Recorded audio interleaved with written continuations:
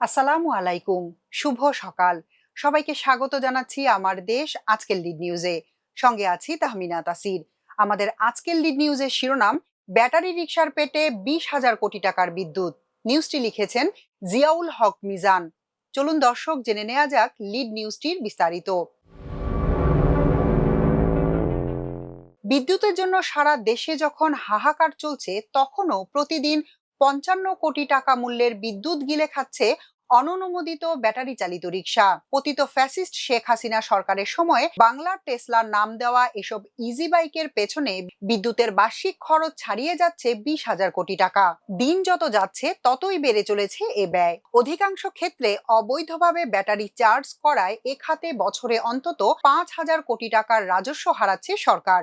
এ নিয়ে বিদ্যুৎ বিভাগের পক্ষ থেকে বারবার দাবি তোলা হলেও কার্যকর কোনো উদ্যোগ নেয়নি সরকার।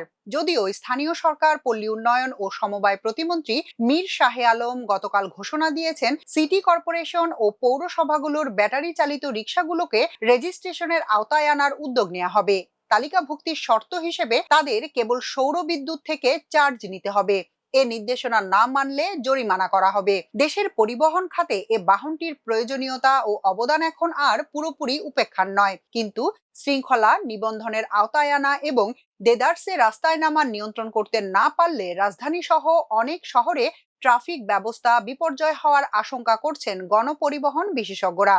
বেসরকারি গবেষণা সংস্থা সেন্টার ফর পলিসি ডায়ালগের সাম্প্রতিক এক গবেষণায় বলা হয়, এসব রিকশায় সাধারণত 12 ভোল্টের 4 থেকে 6টি ব্যাটারি রয়েছে। দেশে বর্তমানে ব্যাটারি চালিত অটোরিকশা রয়েছে প্রায় 60 লাখ। এক একটি ব্যাটারি চার্জ দিতে প্রতি ঘন্টায় 900 থেকে 1100 ওয়াট বিদ্যুতের প্রয়োজন হয়। দিনে গড়ে 8 ঘন্টা চার্জে রাখলে এক একটি রিকশায় বিদ্যুৎ খরচ হয় 8 থেকে 9 ইউনিট। ফলে কেবল রিকশার ব্যাটারি চার্জের পেছনেই প্রতিদিন চলে যাচ্ছে জাতীয় গ্রিডের 800 থেকে 850 মেগাওয়াট বিদ্যুৎ। এতে ব্যাটারি চালিত অটোরিকশাগুলোই গ্রাস করছে বছরে প্রায় 3 লাখ মেগাওয়াট বিদ্যুৎ, যা দেশের মোট উৎপাদনের অন্তত 5%। অবাক করা তথ্য হলো, এসব অবৈধ ব্যাটারি চালিত রিকশা চার্জের জন্য খোদ মন্ত্রণালয় থেকেই অনুমোদন দেওয়া হয়েছে 3,300টি চার্জিং স্টেশনের। এর মধ্যে ডিপিডিসির অধীনেই রয়েছে 2,201টি বৈধ চার্জিং স্টেশন। সংস্থাটির তথ্য অনুযায়ী এসব স্টেশনে প্রতিদিন খরচ হচ্ছে গড়ে 26.16 মেগাওয়াট বিদ্যুৎ। যদিও মন্ত্রণালয়ের এসব বৈধ চার্জিং স্টেশনে গ্রাহকদের আগ্রহ খুবই কম। বৈধ চার্জিং স্টেশনের চেয়ে বহু গুণ বেশি রয়েছে অবৈধ চার্জিং স্টেশন। বিদ্যুতের খুঁটি থেকে সরাসরি লাইন নিয়ে চলছে অনেক চার্জিং পয়েন্ট। এসব অবৈধ চার্জিং স্টেশন বন্ধে নানা উদ্যোগ নেওয়া হলেও কাজের কাজ কিছুই এগোচ্ছে না বলে মত সংশ্লিষ্টদের। বিশ্লেষকদের মতে, চাহিদার তুলনায় উৎপাদন কম হওয়ায় দেশের বিদ্যুৎ খাত বর্তমানে চরম সংকটকাল অতিক্রম করছে।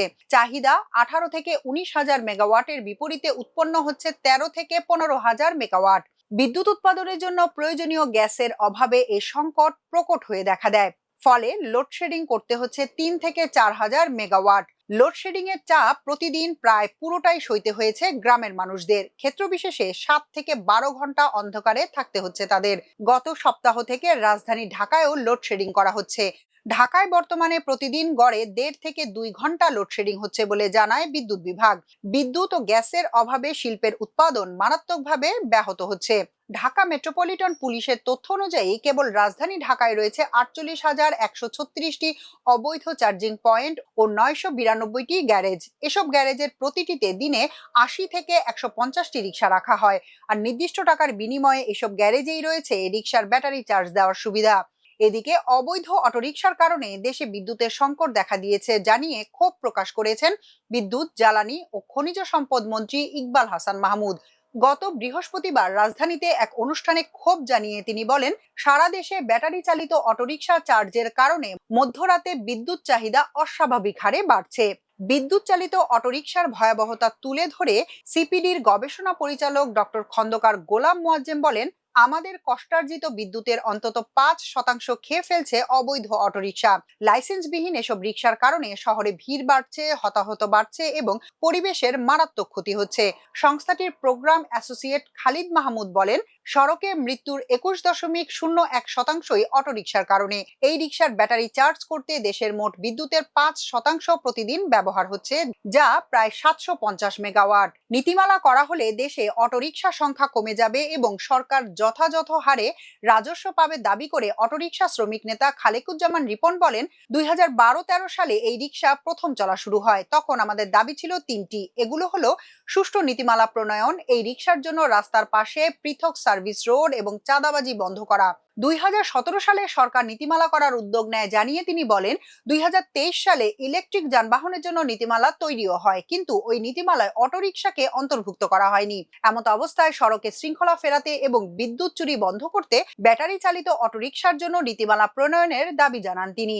অবৈধ অটোরিকশা বন্ধে অতীতেও বিভিন্ন কর্মসূচি নেওয়া হয়েছে উল্লেখ করে বাংলাদেশ যাত্রী কল্যাণ সমিতির সেক্রেটারি জেনারেল মোজাম্মেল হক চৌধুরী বলেন, সেসব কর্মসূচি আলোর মুখ দেখেনি।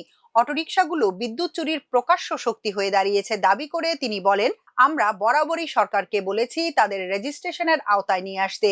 কোনো সরকারই আমাদের কথায় কান দেয়নি। বিশেষ করে বিদায়ী অন্তর্বর্তী সরকারের সময় পুলিশের নির্লিপ্ততার সুযোগে ৮০ লাখ অটোরিকশা সড়কের দখল নিয়েছে।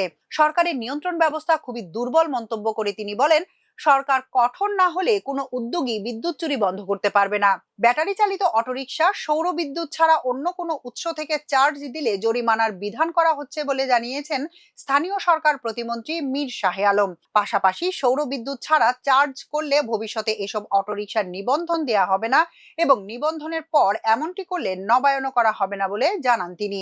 ঢাকা শহরের অটোরিকশাগুলোকে ৮টি জোনে ভাগ করার পরিকল্পনার কথাও জানান স্থানীয় সরকার প্রতিমন্ত্রী। তিনি বলেন, ঢাকা দক্ষিণ সিটি কর্পোরেশনে ৪টি এবং উত্তর সিটি কর্পোরেশনে ৪টি জোন থাকবে। প্রতিটি জোনের ই রিকশায় আলাদা রং থাকবে। এক জোনের ই রিকশা অন্য জোনে যেতে না পারে সেজন্য জিও ফেন্সিং প্রযুক্তিও ব্যবহার করা হবে। কোন সড়কে ই রিকশা চলতে পারবে এবং কোন সড়কে চলতে পারবে না সেটিও বিধিমালায় নির্ধারণ করা হবে। জিও ফেন্সিং ও আইন অমান্যের ক্ষেত্রে জরিমানার বিষয়টি ট্রাফিক পুলিশের মাধ্যমে বাস্তবায়ন করা হবে বলেও জানান প্রতিমন্ত্রী। এদিকে বিদ্যুৎ সংকট মোকাবেলায় সরকার উৎপাদন বাড়ানোর জোর প্রচেষ্টা অব্যাহত রেখেছে। বিদ্যুৎ ব্যবহার কমিয়ে পরিস্থিতি কিছুটা সহনীয় পর্যায়ে আনতে কাজ করছে। এজন্য রাত ৮টার মধ্যে সব দোকানপাট, শপিং মল ও বিপণী বিতান বন্ধের কঠোর নির্দেশনা দেওয়া হয়েছে। এলএনজি টার্মিনাল পুরোপুরি সচল হলে পরিস্থিতির কিছুটা উন্নতি হতে পারে বলে আশা করছেন সংশ্লিষ্টরা। এখনকার মতো এ পর্যন্তই। সবাই ভালো থাকুন, সুস্থ থাকুন, থাকুন আমার দেশের সঙ্গে। চ্যানেলটি ভালো লাগলে সাবস্ক্রাইব করুন। আল্লাহ হাফেজ।